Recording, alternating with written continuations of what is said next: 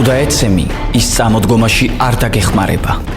თუ შეცდები, ის სახალხოდ დაგცინებს.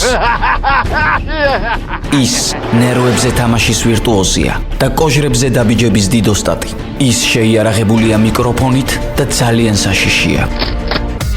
ჯოკერი, დავით ლიკლიკაძის საავტორო გადაცემა. უსმინე ყოველდღე, შაბათ-კვირის გარდა, ძველი ქალაქის ეთერში. ჯოკერი, სასაცილოა. 125 წლის წინ დაიბადა საოცრად მგრძნობიარე, კეთილშობილი, ქარიზმატული, ძალიან სიმპათიური, არაამქვეყნიური სევდის მატარებელი და უზომოდ გულწრფელი ავტორი, ერნესტ ჰემინგუეი.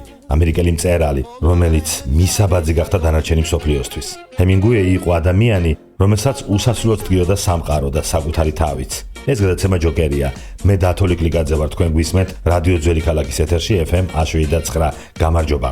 ჰემინგუეის სჭირდა პერიოფობია, ანუ საჯარო გამოსვლების შიში. ქონდა მუდმივი თვითკრიტიკა და სიღრმისეული თვითშეფასების პრობლემა. არასოდეს იჯერებდა ყველაზე ერთგული მკითხველების და მეგობრების ქებას. არასოდეს ჯეროდა, რომ საოცარი წერის უნარი ჰქონდა და რომ გენიალური იყო. ყოველთვის ეგონა, რომ არასაკმარისად კარგი იყო და საკუთარ ნაწერსაც ობიექტურად ვერ აფასებდა. მან გადაიტანა 5 ომი, 4 ავტოკატასტროფა, 1 ავიაკატასტროფაც. გადარჩა, მაგრამ სულ უფრო და უფრო მძიმდებოდა. ამბობდა, რომ მას უთვალთვალებდა ფედერალური ბიურო. ამაზე დასცინოდნენ. უთხრეს, რომ ფსიქიურად გაუწონასწორებელი იყო. მკურნალობაც კი მოუწია ფსიქიატრიულში. წლების შემდეგ გამოქვეყნებულმა ოფიციალურმა დოკუმენტებმა დაადასტურა, ჰემინგუეი მართალი იყო. მას მართლაც უთვალთვალებდნენ. მისი სიფრთხილე, ეჭვები, სიმწარე, ყველაფერი სიმართლე აღმოჩნდა. ჰემინგუეის სისუსტე იყო კატები. ისე უყვარდა, როგორც საკუთარი შვილები. ისინი ლომებად მიაჩნდა. შეეძლო საათობით მჯდარიყო მათთან ერთად სიჩუმეში, ან უბრალოდ ჩაყუტებული ხოლოდა. მათგან გრძნობდა სიმშვიდეს, რომელიც ადამიანებისგან ვერ იპოვა. ჰემინგუეი იყო კაცი, რომელსაც ყველაზე დიდი ომი საკუთარ თავთან ჰქონდა გამოცხადებული. მისი ყველაზე მტკინეული ბრძოლა იყო ის, რომელიც გარედან არ ჩანდა და რაც სიჩუმეში ფურცლებზე გადაიტანა. აქვე მოგიყვებით ერნესტ ჰემინგუეის იმ ფრაზებს, რომლებმაც პირადად ჩემზე სხვადასხვა წლებში დიდი გავლენა იქონია.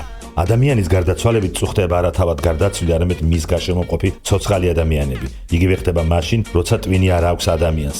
წუხდება არა თავად უტვინო, არამედ მის გვერდით ყოფი ხალხი. არ გაბედო და არ იფიქრო, რომ არ შეგიძლია და ვერ გაუძლებ.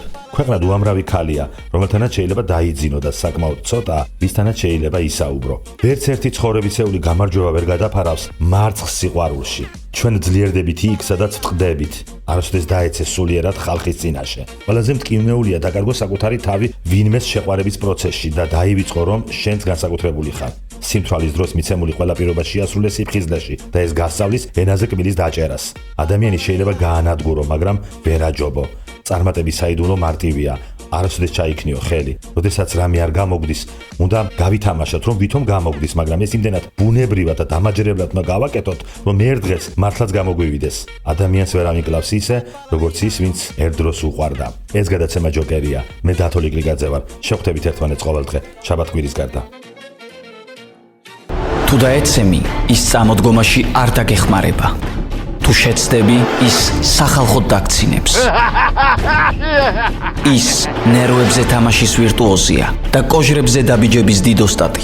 ის შეიარაღებულია მიკროფონით და ძალიან საშიშია. ჯოკერი, დავით ლიკლიკაძის საავტორო გადაცემა. უსმინე ყოველდღე, შაბათ-კვირის გარდა, ძველი ქალაქის ეთერში. ჯოკერი, სასაცილოა.